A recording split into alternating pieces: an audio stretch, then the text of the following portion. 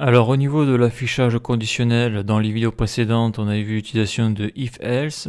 On avait vu donc l'utilisation de l'opérateur logique et. Donc maintenant il reste à voir ou à revoir l'affichage conditionnel à la volée d'éléments avec l'opérateur ternaire. Donc sa structure, en premier on met sa condition, elle est true ou false.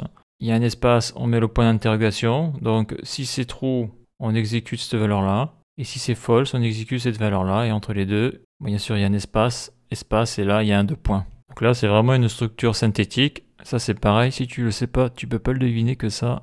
L'utilisation d'un point d'interrogation et de deux points, c'est pour faire une condition. Donc ça, c'est l'exemple de la doc React.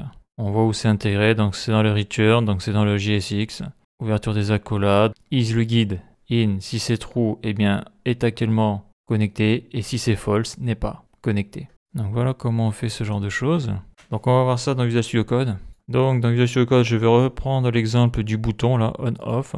Donc là, ce que je vais faire, je vais le laisser, le bouton là. Donc ça, c'était la méthode avec l'opérateur logique et. Donc je vais sélectionner le JSX là. Je fais un CTRL-C. Là, je vais sauter une ligne comme ça. Je fais un CTRL-V. Là d'ailleurs, je vais mettre la console. Je clique sur F12.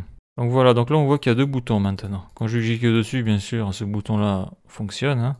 Donc là j'ai marqué off, donc ça je vais le supprimer. Donc c'est là-dedans que je vais mettre ma condition avec l'opérateur ternaire. Alors si ma condition est true, donc là j'ouvre les accolades parce que c'est une expression, ça va être du JavaScript.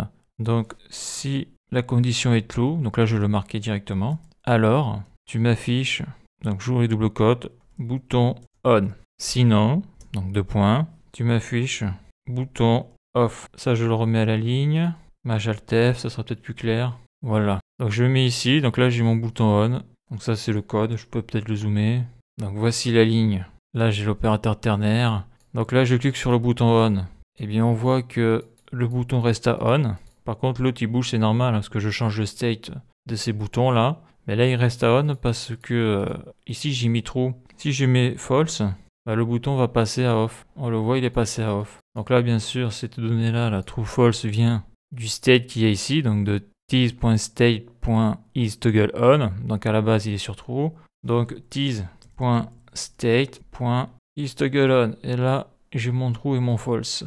Donc là, je mets la souris sur le bouton on, je clique. J'ai bien le bouton off qui s'affiche. Je reclique, bouton on, là il y a marqué true, bouton off. Donc voilà, ça fonctionne aussi. Donc suivant les cas, ça peut être plus intéressant d'utiliser la condition avec l'opérateur logique et puis suivant d'autres cas, si on est dans le JSX, l'opérateur ternaire, si on doit avoir l'équivalent du else ici, donc deux affichages différents, ça peut être intéressant. Puis bien sûr, il y a toujours le if-else qui marche toujours. Donc il y a trois manières de faire pour faire un rendu conditionnel dans le JSX. Donc voilà pour cette vidéo et la suite dans le prochain épisode.